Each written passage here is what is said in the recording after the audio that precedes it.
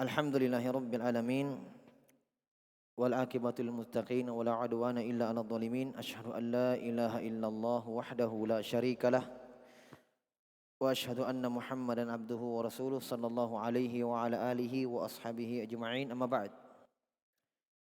Ikhwani fiddin rahimani wa rahimakumullah. Alhamdulillah kita kembali melanjutkan kajian rutin kita mengkaji Al-Qaidul Muthla fi Sifatillahi Ta'ala wa Asma'il Husna. Kaidah-kaidah dalam memahami nama-nama dan sifat-sifat Allah Subhanahu wa taala. Kita sudah menyelesaikan kaidah yang kedua, di mana kaidah yang kedua menyebutkan bahwa Asma'ullahi Ta'ala a'lamun wa awsaf. Nama-nama Allah Subhanahu wa taala terdiri dari nama-nama dan sifat-sifat. Awsaf jamu dari wasfun ya. Iya. Kalau sifatun jamaknya sifatun. Kalau awsafun jamak dari wasfun. Sama maknanya sifat. Sama maknanya ya, sifat. Baik, maksud penulis pada kaidah ini adalah ditinjau dari nama-nama Allah Subhanahu wa taala itu mutaradifah. Ditinjau dari nama-nama Allah Subhanahu wa taala itu mutaradifah. Mutaradifah artinya sama dari sudut tinjauan yang dinamai. Al-Alim Allah Subhanahu wa taala, Al-Aziz Allah, Al-Qadir Allah, As-Sami' Al-Basir Allah Subhanahu wa taala. Paham ya?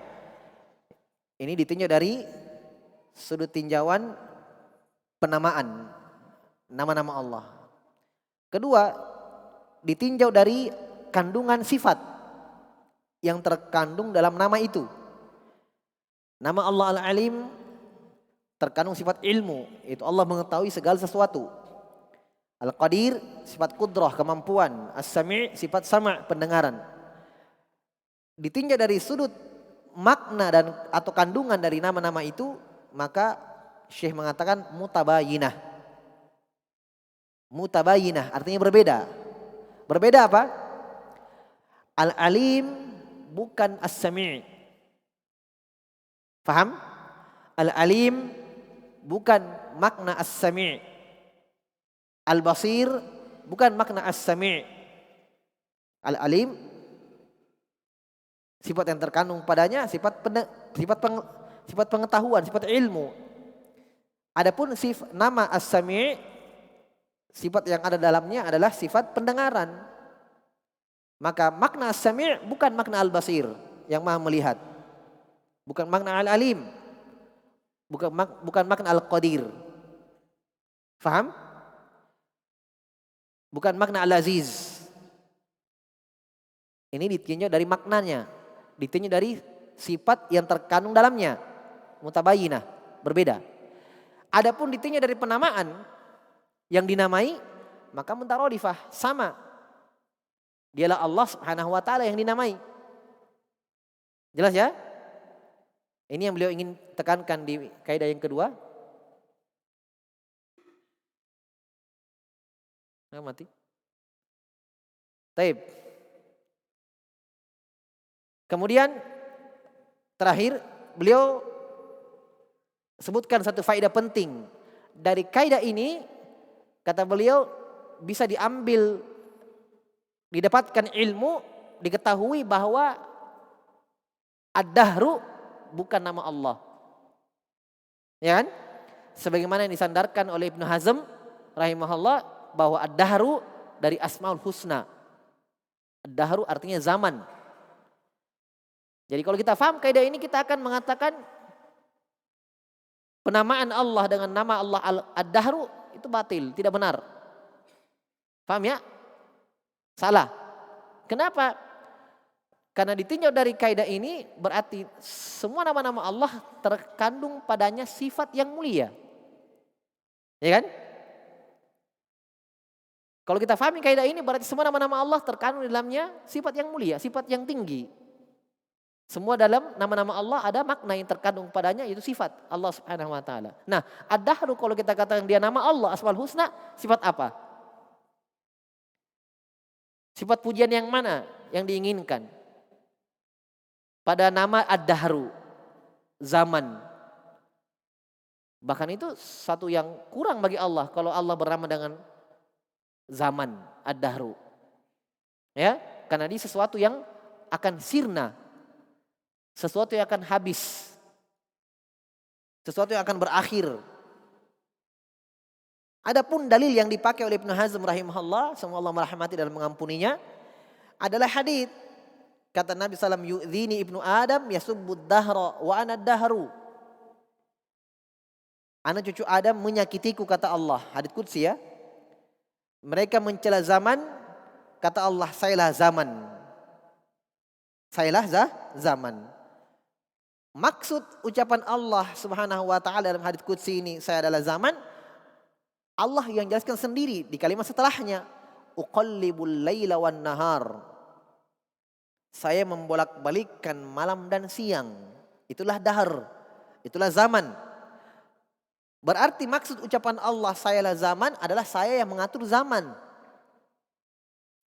Faham? Jadi kalau dikatakan oh kalian mentakwil, tidak. Itulah zahir hadits. Nanti akan ada disebutkan di dalam kaidah ini di bab yang ketiga, ya, kaidah dalam mengambil istinbat, mengambil dalil dalam nama-nama dan sifat-sifat Allah Subhanahu wa taala. Disebutkan kaidah, ya, disebutkan kaidah bahwa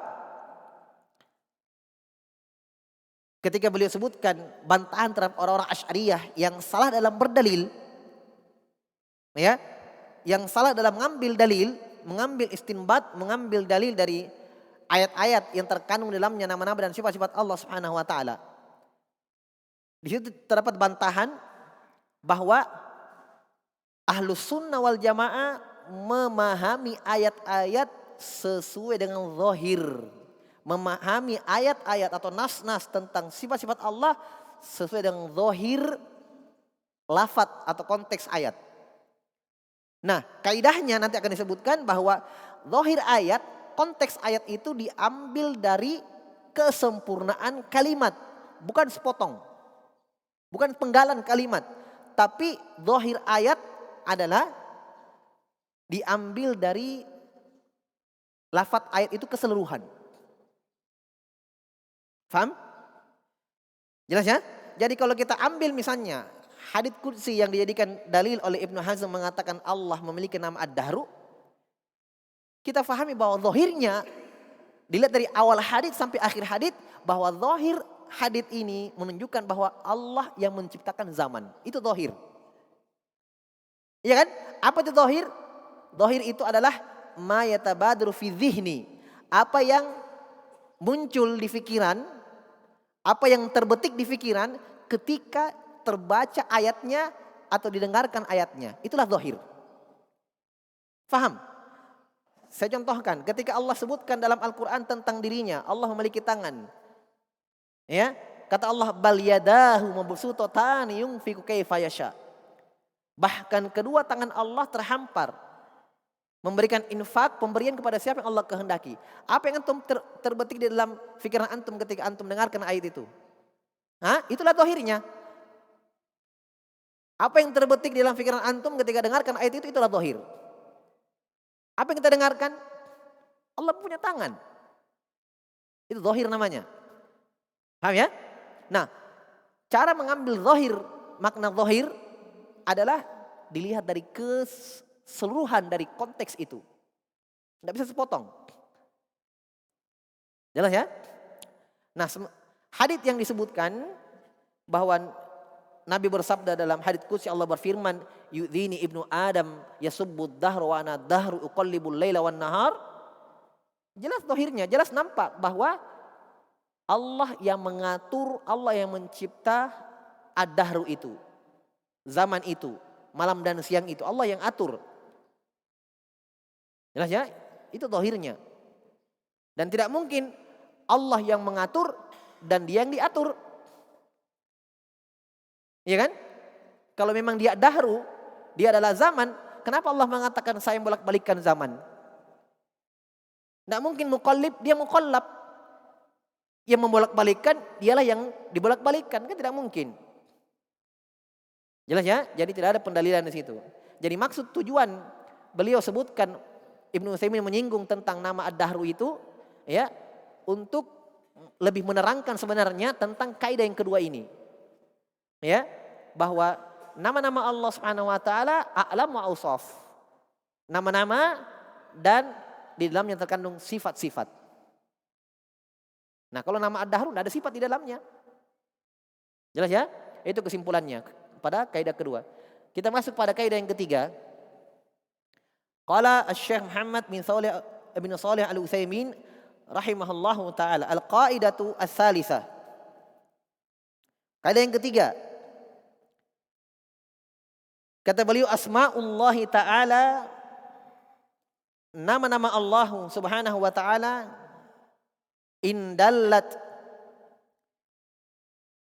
indallat ala wasfin muta'addin tadammanat salasatu umur. Tadammanat salasatu umur. Kata beliau, nama-nama Allah Subhanahu wa taala jika menunjukkan sifat yang mutaaddi. Saya jelaskan dulu mutaaddi ini apa. Ya. Mutaaddi. Apa itu mutaaddi? Mutaaddi itu dalam bahasa Arab kata kerja terbagi dua. Ada kata kerja yang mutaaddi,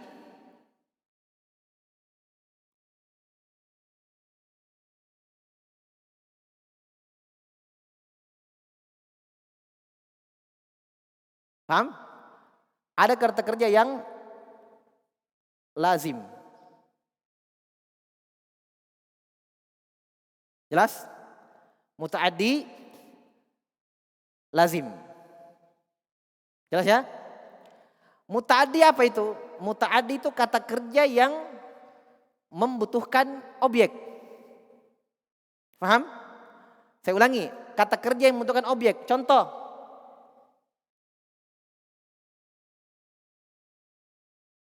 Doroba. Memukul.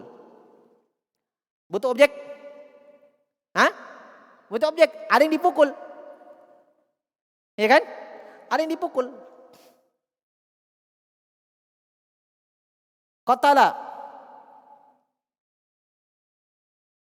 membunuh. Butuh objek? Ada maktul yang dibunuh. Ini semua kata kerja yang mutaaddi dalam bahasa Arab. Paham ya? Lazim lawannya yang tidak butuh apa? Objek. Contoh,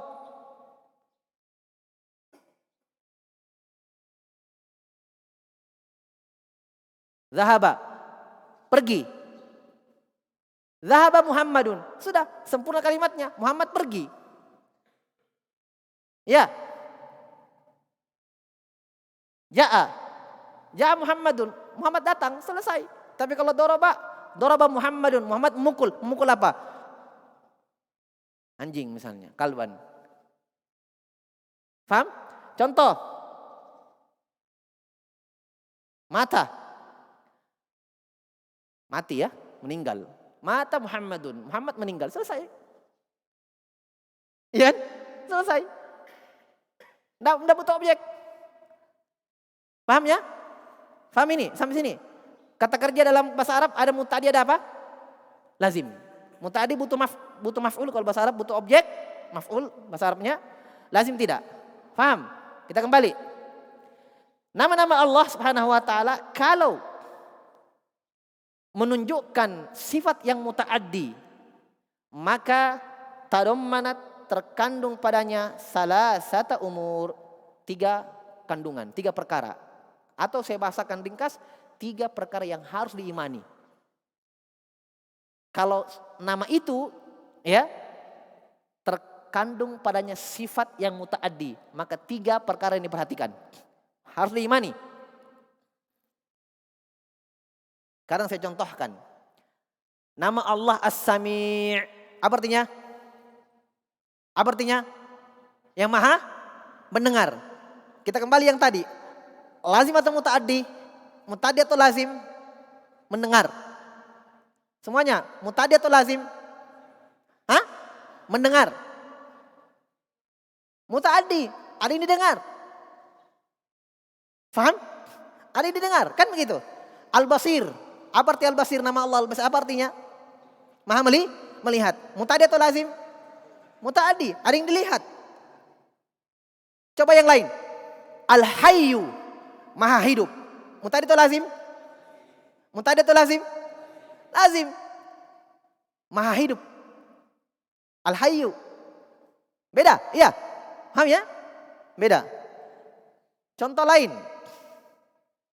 Saya tanya ini. Hah? Saya tanya, gampang pertanyaannya. Mutaaddi atau lazim?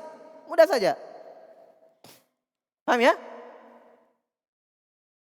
Nama Allah Ar-Razzaq. Nama Allah Ar-Razzaq. Mutaaddi atau lazim? Hah? Mutaaddi. Ada yang diberikan rezeki. Ada yang diberikan rezeki.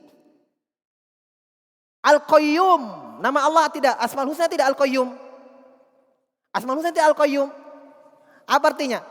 Yang maha tegak dengan sendirinya. Mutaaddi atau lazim? Mutaaddi atau lazim? Faham ya? Faham sampai sini ya? Taib. Kata beliau, jadi kalau nama itu terkandung pada yang sifat yang mutaaddi, qala rahimahullah, tadammana salah satu umur, terkandung padanya 3 perkara. Ahaduha, thubutu dzalikal ismi lillahi azza wa jal.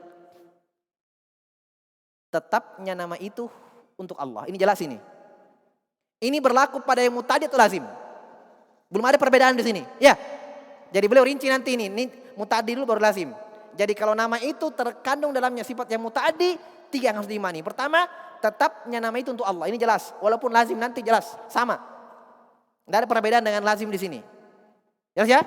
Ada nama, diimani nama itu untuk Allah. Ya. As-Sami', Al-Basir, Ar-Razzaq, ya, Al-Qadir. Paham? Jelas ya? Diimani nama itu untuk Allah. Pertama. Jadi tetapnya nama itu untuk Allah Subhanahu wa taala. Kalau kita ditanya, kenapa kita tetapkan untuk Allah? Mudah jawabannya, karena Allah yang menamakan dirinya dalam Al-Qur'an. Dan Allah lebih tahu tentang dirinya. Allah kabarkan tentang dirinya dalam Al-Qur'an, Allah memiliki nama itu. Sudah. Kita diperintahkan beriman kepada Al-Qur'an. Beriman kepada Al-Qur'an. Termasuk dalam Al-Quran nama-nama Allah Subhanahu wa taala. Baik, yang kedua asani.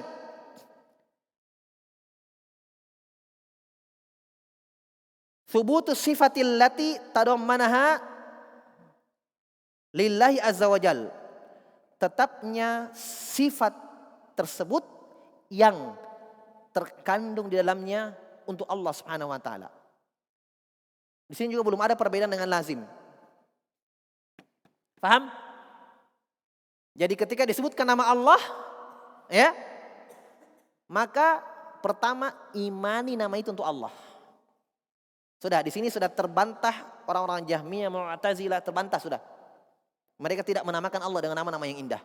Tertolak. Jelas? Kedua, imani kandungannya. Paham? Imani sifatnya terkandung dalam nama. Jangan cuma meyakini nama itu untuk Allah tapi sifatnya tidak ada. Seperti orang Mu'tazilah.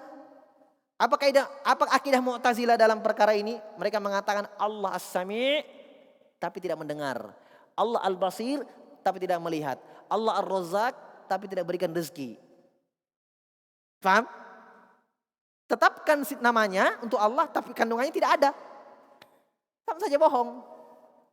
Hanya kan mereka tidak berani terang-terangan seperti Jahmiyah. Kalau Jahmiyah kan Allah tidak Sami, Allah tidak Basir, tidak ada. Mereka tidak. Allah As-Sami tapi tidak mendengar. Tidak berani dia seperti Jahmiyah terang-terangan menolak nama-nama itu. Jadi mereka melakukan talbis sedikit, pengkaburan. Mereka tetapkan namanya tapi menolak sifat yang ada dalamnya. Paham? Menolak sifat yang ada dalamnya. Maksudnya apa? Mereka katakan Allah As-Sami', ada namanya As-Sami' yang Maha mendengar, tapi tidak mendengar. Tidak mendengarkan suara-suara apa-apa. Paham ya? Makanya kalau antum, subhanallah, kalau antum baca buku-buku rudud ya, yang membantah orang-orang Mu'tazilah seperti misalnya Syekh Muhammad Khalil Harras dalam Syarah Aqidah Wasithiyah, subhanallah, kita akan takjub, terheran-heran melihat ucapan-ucapan mereka yang halul bidah. Di antara orang-orang Mu'tazilah mengatakan apa? Allah Al-Alim. Ya, nama Allah Al-Alim ditetapkan, Allah Maha mengetahui, iya. Tapi apa kata mereka? Allah hanya mengetahui fil umumat. Kulliyah, umum. Maksudnya begini, kata mereka Allah mengetahui apa yang di laut, umum. Tapi Allah tidak tahu berapa jumlah ikan di dalam, Allah tidak tahu berapa kedalaman air itu, Allah tidak tahu jumlah terumbu karangnya, Allah tidak tahu rincinya. Tapi Allah cuma tahu umumnya. Masuk akal tidak? Jadi Allah cuma tahu umum, fil umumat saja, kulliyah. Misalnya Allah, kata mereka Allah tahu yang di bumi. Tapi Allah tidak tahu berapa jumlah penduduk manusia, Allah tidak tahu jumlah binatangnya, Allah tidak tahu luasnya dunia itu. Tidak. Sama saja Allah tidak tahu apa-apa kalau begitu, sama saja. Mereka katakan Allah tahu apa yang di langit, iya. Tapi Allah tidak tahu berapa jumlah bintang di atas, tidak tahu jumlah malaikat yang di atas. Kesimpulan ucapan mereka Allah tidak tahu apa-apa. Nah itu kengerian ucapan mereka. Ini bercabang dari situ. Jelas ya? Karena mereka katakan nama ada, kandungannya tidak ada. Makanya di sini terbantah mereka bahwa disebutkan nama Allah, pertama imani nama itu untuk Allah, yang kedua imani kandungan sifat yang ada dalamnya. Paham ya? As-salisu, yang ketiga, subutu hukmiha. Subutu hukmiha wa muqtadoha. Subutu hukmiha wa muqtadoha. Tetapnya hukumnya dan kandungannya. Nah, di sini terbedakan dengan lazim nanti. Ya. Apa maksudnya hukumnya, kandungannya? Ketika disebutkan nama Allah misalnya As-Sami', tetapkan, kalau kita terapkan kaidah ini. Antum dapatkan dalam ayat nama As-Sami'. Ya. Pertama, imannya apanya? Nama untuk Allah. Kedua, apa yang diimani? Bahwa Allah memiliki sifat apa? Pendengaran kan? Kita ambil dari nama As-Sami'. Kan artinya Sami' apa? Yang Maha mendengar. Yang ketiga, hukumnya adalah Allah dengarkan suara-suara yang kecil maupun yang besar. Iya kan? Ini hukum dari 1 dan 2. Kita imani. Terbantah lagi orang Jahmiyah dan Mu'tazilah di sini.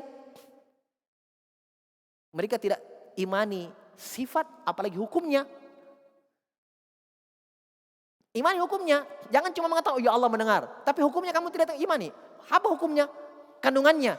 Konsekuensinya. Itu bahasanya. Bisa terjemahkan hukumnya, kandungannya atau konsekuensinya. Kalau kita katakan Allah Maha mendengar. Konsekuensinya, kandungannya, hukumnya. Allah mendengarkan seluruh suara-suara yang ada. Bagaimanapun kecilnya di sisi manusia, suara itu Allah dengar. Ya kan? Aisyah radhiyallahu anha bercerita bahwa datang seorang perempuan, dalam riwayat yang perempuan ini namanya Khawlah bintu Sa'lab, yang dilihat oleh suaminya. Ya, suaminya mengatakan anti ka dhahri ummi, kamu seperti punggung ibuku. Diharamkan istrinya untuk dia sendiri. Maka sang istri datang kepada Nabi SAW mengeluhkan tentang suaminya, bahwa apa hukumnya untuk saya? Suamiku mengatakan anti ka dhahri ummi, kamu seperti punggung ibuku. Apa kata Nabi? Saya tidak melihat dirimu itu kecuali haram untuk suamimu. Apa kata Aisyah? Saya lihat mereka berbincang-bincang. Maksudnya Nabi dan perempuan ini ketika bertanya minta fatwa, kata Aisyah, saya di situ tapi saya tidak dengarkan pembicaraan mereka berdua. Turun firman Allah, laqad sami Allahu qaulal lati tujadiluka fi zawjiha wa tashtaki ila Allah wallahu yasma'u tahawurakum al ayat. Turun firman Allah. Apa kata Allah? Qad sami'allahu qaulal lati tujadiluka fi zawjiha wa tashtaki ila Allah. Allah telah mendengarkan suara perempuan itu yang mujadilah, mengeluhkan tentang suaminya kepadamu wahai Muhammad. Subhanallah. Allah, Aisyah di situ tidak dengar. Allah turunkan ayatnya, Allah dengarkan ucapannya. Aisyah mengatakan, saya di sini saya tidak dengarkan apa yang mereka bincangkan. Aisyah tahu, nanti turun ayat. Oh, berarti ini yang mereka bincangkan. Ternyata perempuan ini mengeluhkan tentang suaminya, dia dizihar. Nah, maka disebutkanlah hukum zihar. Jadi kalau mau kembali kepada istrinya, haram dia sentuh, tidak boleh disentuh lagi. Karena sudah mengharamkan istrinya untuk dia sendiri. Dia katakan, kamu seperti ibuku, tidak boleh berhubungan badan dengan ibu. Berarti haram. Maka situ dia surah Al-Mujadilah, ya, dia harus ya berpuasa, ya kan, membebaskan budak min qabli ayatamassa, sebelum dia menyentuh istrinya. Itu kafarah zihar, kafarohnya baru boleh sentuh istrinya, baru kafarah dulu, bayar tebusan. Paham ya? Taib, itu contoh ya, hukum dan muqtada. Paham ya, hukum dan muqtada ya? Paham ya? Taib. Nah, di sini ada faidah Syekh sebutkan. Walihada, oleh karena itu istadalla ahlul ilmi ala sukutil haddi an qutta'it tariq bitaubah.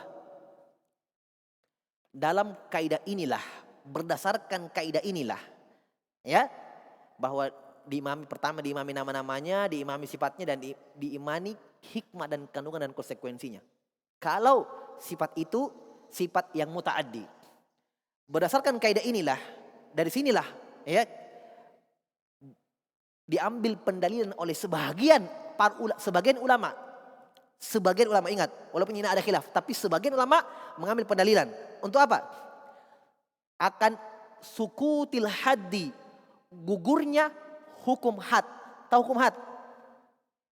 Tahu hukum had?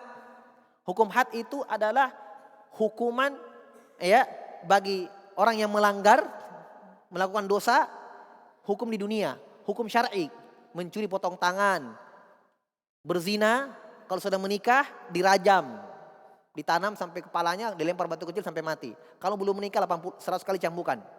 Kalau belum menikah, kalau belum muhsan, ya, kalau sudah muhsan menikah dirajam. Itu hukum Allah, hukum syariat. Itu hukum had namanya, had. Paham ya? Yang sudah ditentukan oleh syariat jumlahnya, tidak boleh melewatinya. Paham? Taib. Nah, hukum had bagi qutta'it tariq. Tahu qutta'it tariq? Qutta'it tariq ini begal kalau kita. Bisa juga orang yang merampok, walaupun bukan begal, misalnya juga dia bajak laut misalnya. Pokoknya orang yang membunuh, mengambil harta orang, itu qutta'it tariq. Qutta' kan artinya memotong, tariq artinya jalan. Orang yang merampok di jalan, entah itu di darat atau laut. Kadang membunuh, iya, yang penting berbuat kerusakan. Ya. Kata sebagian ulama, kata mereka hukum had bagi qutta'it tariq. Apa ayatnya? Dalam surah Al-Maidah ayat 34. Innama jazaa'ul ladzina yuharibuna Allah wa rasulahu wa yas'auna fil ardi fasada ay yuqattalu aw yusallabu. Ya. Ini ayatnya. Kata Allah, innama jazaa'ul ladzina yuharibuna Allah wa rasulahu. Sungguh balasan bagi orang-orang yang memerangi Allah dan Rasulnya. Wa yas'auna fil ardi fasada, dan membuat kerusakan di muka bumi. Ini mereka ini. Apa hukuman hadnya? Kata Allah, ayyuqattalu, dibunuh. Ayyusallabu, atau disalib. Dan seterusnya dalam lanjutan ayat. Ini hukum had. Nah, kata sebagian ulama, ini hukum had gugur ketika mereka sudah bertobat. Maksudnya kalau ditangkap, tobat mak kodong. Sudah, tidak dihukum. Ini pendapat sebagian ulama. Kenapa mereka berdalil seperti itu? Kenapa mereka berpendapat seperti itu? Padahal kalau hukum had itu tidak gugur dengan taubat. Potong tangan, mencuri, ditangkap. Tobat mak. Ya, kau tobat itu urusan Allah. Sini tanganmu dipotong. Tobat urusan Allah. Hukum had di dunia. Paham? Jelas ya? Lain urusannya kalau taubat. Taubat urusanmu dengan Allah. Kalau kamu taubat, jujur dalam taubatmu, pada hari kiamat kamu tidak disiksa. Tapi hukum had dunia ditetapkan. Tetap dipotong. Zina. Dia sudah menikah, ditangkap. Taubat mak, tidak mau mak zina lagi. Biar kau taubat itu urusanmu dengan Allah. Potong, dibunuh. Paham? Hukum had. Nah, sebagian ulama mengatakan kalau kau torik, hukum hadnya gugur ketika dia bertobat. Kenapa ada dalil seperti itu? Ayatnya mereka baca. Iya. Kata Allah setelah menyebutkan hukuman ayyuqattalu ayyusallabu, mereka dibunuh dan mereka disalib. Apa kata Allah setelahnya? Illalladzina tabu min qabli an taqdiru alaihim. Kecuali orang-orang yang bertaubat. Kecuali orang-orang yang bertaubat. Kecuali orang-orang yang bertaubat.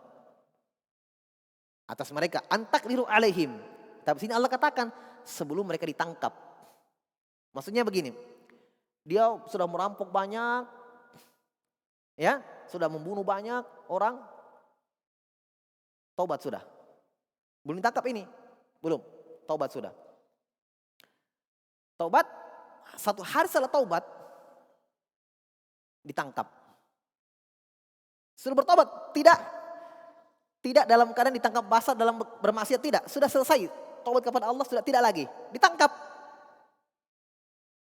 Bahwa ada khabar bahwa dia pernah membunuh. Dia pernah melakukan ini dan itu. Kata para ulama. Tidak dihukum. Paham ya? Kenapa mereka mengatakan gugur hukum hadnya? Gugur hukuman itu karena kata Allah, kecuali orang yang bertaubat sebelum mereka ditakdiru alaihim, ditangkap. Kata Allah, fa'lamu annallaha ghafurur rahim. Nah, ini syahidnya. Allah tutup dengan dua namanya. Ini kedalaman fikih ya dari para ulama. Kata Allah, ketahuilah annallaha ghafurur rahim. Allah Maha mengampuni lagi Maha merahmati. Coba lihat. Setelah Allah sebutkan hukuman bagi orang-orang yang membuat kerusakan, Allah tutup dengan dua namanya, Al-Ghafur dan Ar-Rahim. Kalau kita paham kaidah ini, kita akan paham kenapa mereka berpendapat seperti itu. Perhatikan, kenapa mereka berpendapat seperti itu?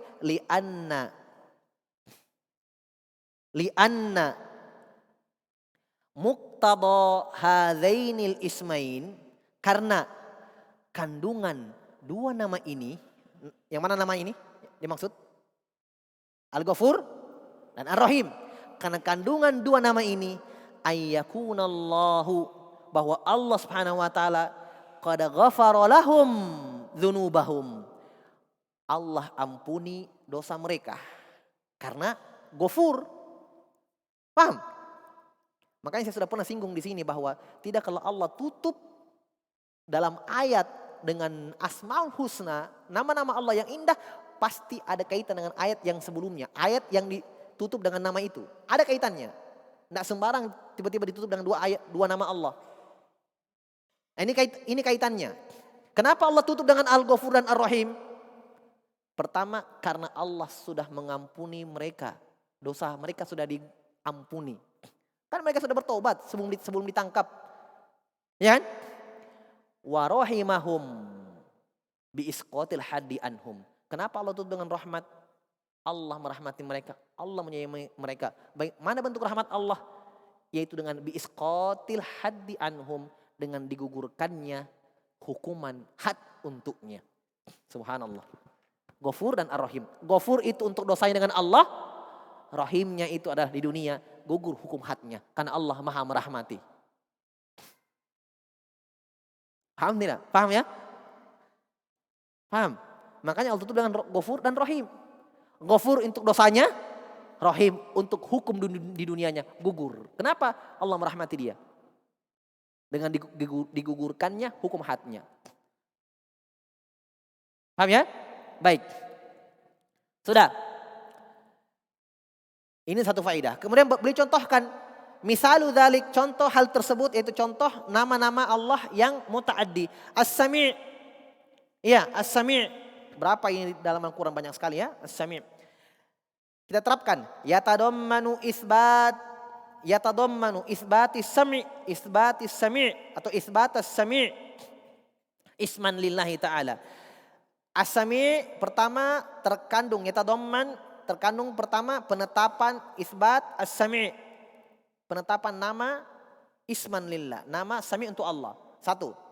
Kedua, isbat as-sam', sifatan lahu. Kedua, penetapan sam'un, ya, as-sam'u, sifat untuk Allah, sifat pendengaran. Jadi kalau as-Sami itu dengan sam' beda. As-Sami nama, ya. As-Sam'u sifat. Paham? Paham ya? Bisa dipahami? Saya sebutkan sedikit. Bahasa Arab sedikit ya. Yang belum banyak bahasa Arab, ya leleh saja. Sami'a, kata kerja, bentuk lampau, telah mendengar. Yasma'u, akan mendengar, sedang mendengar. Ya.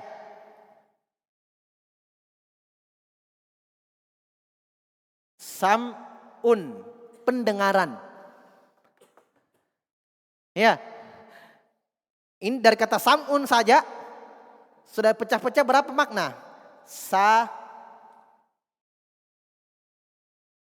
Sami'un. Apa artinya? Yang mendengar.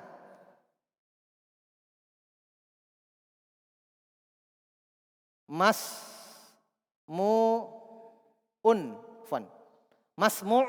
Apa artinya? Yang didengar.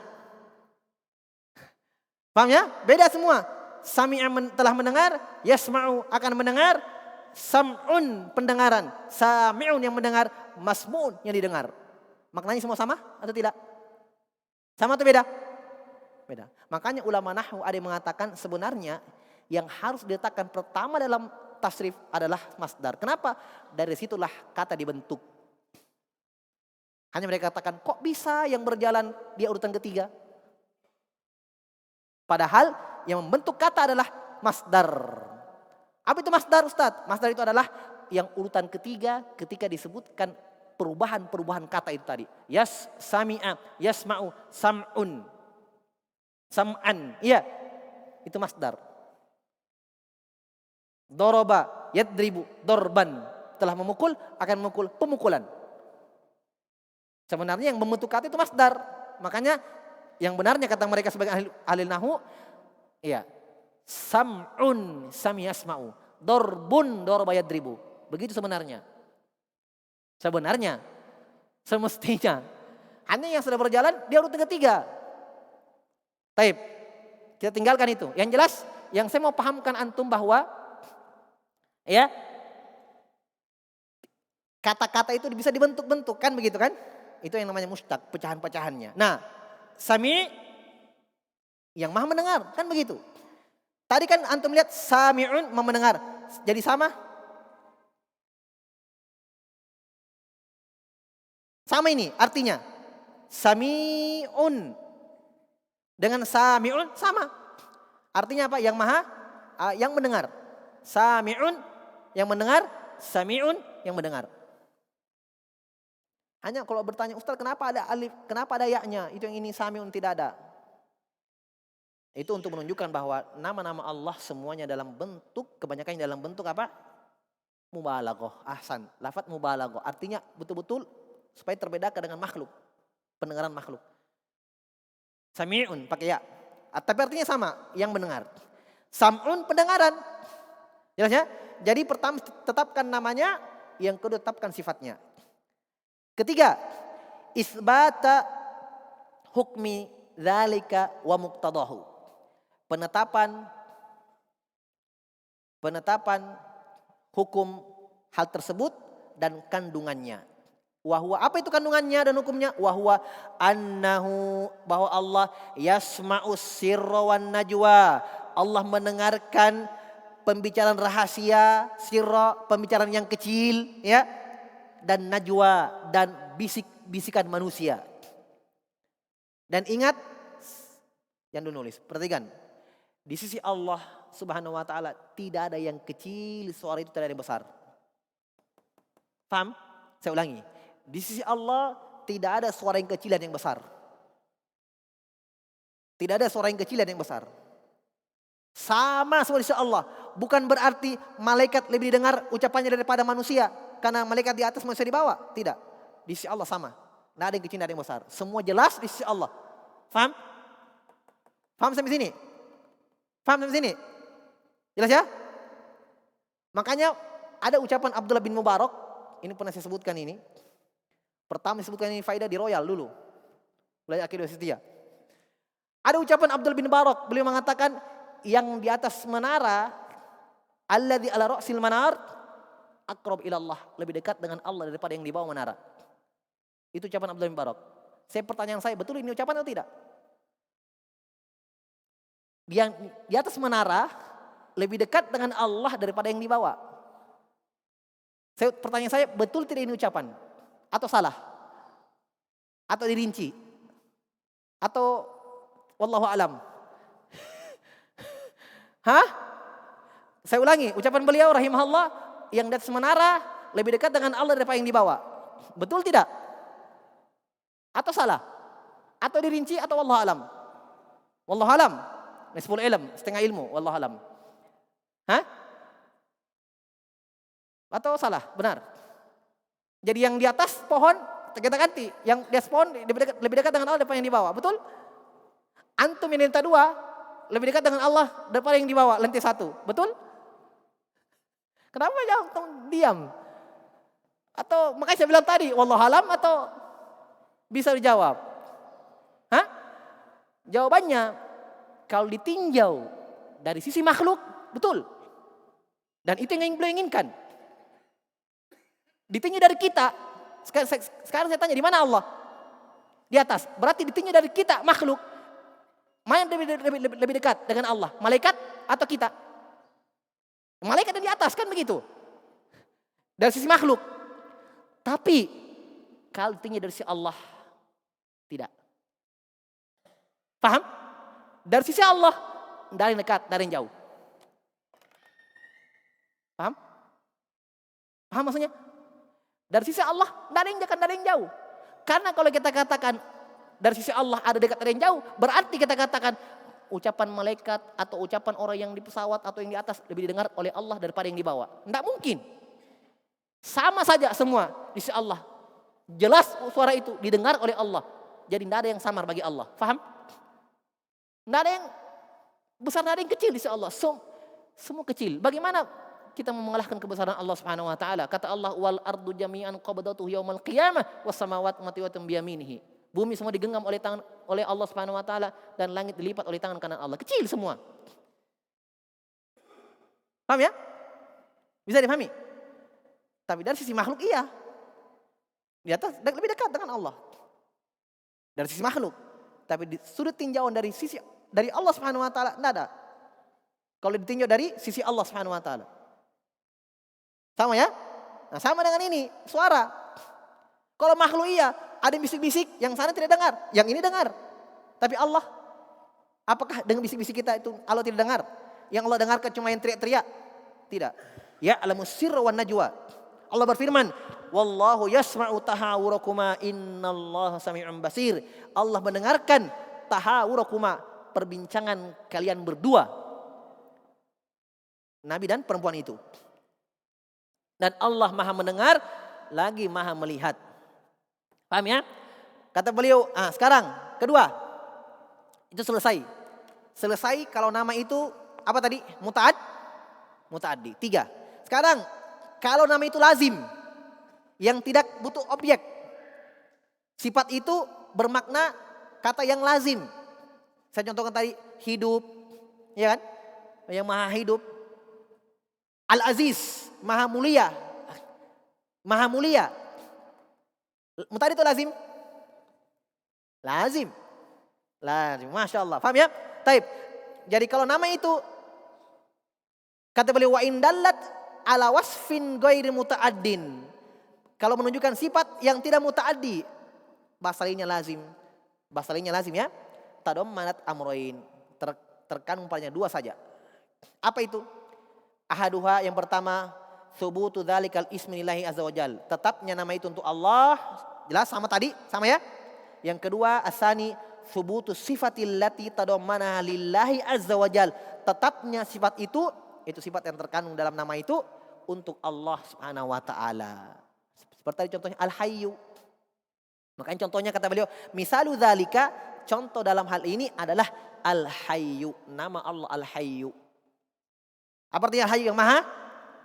Yang maha hidup.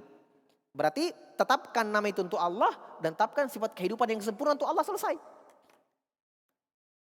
Masalahnya dia tidak butuh objek.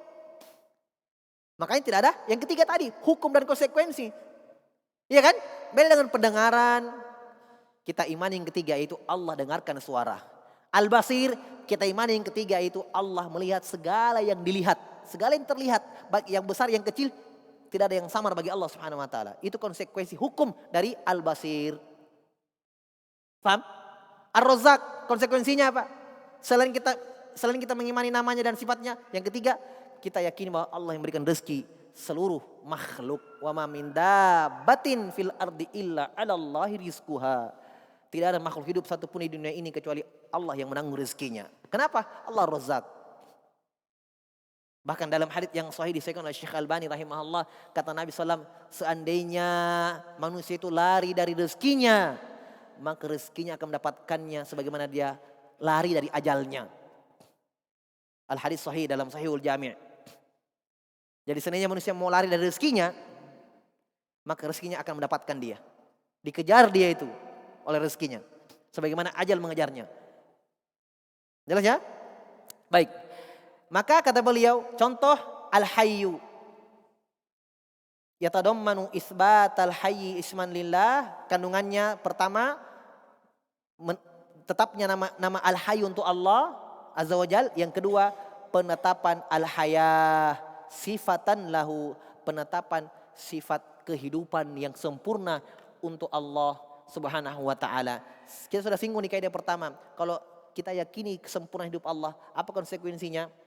Sempurna semua sifat-sifat yang terkait dengan kehidupan, seperti sifat pendengaran, sifat penglihatan, sifat kemampuan, ya, sifat iradah, keinginan, sifat ilmu, pengetahuan, sempurna juga. Kenapa? Karena cuma Allah yang sempurna kehidupannya. Makanya semua sifat-sifat Allah sempurna. Terkhusus apalagi sifat itu terkait dengan kehidupan Allah Subhanahu wa ta'ala. Baik, selesai kaidah yang ketiga. InsyaAllah ta'ala kita lanjutkan pada pertemuan selanjutnya dalam kaidah yang keempat. Wallahu a'lam bishawab. Kita cukupkan dulu. Subhanakallahumma hamdik. Asyhadu an la ilaha illa anta astaghfiruka wa atubu ilaik. Wa akhiru da'wana anil hamdulillahi rabbil alamin.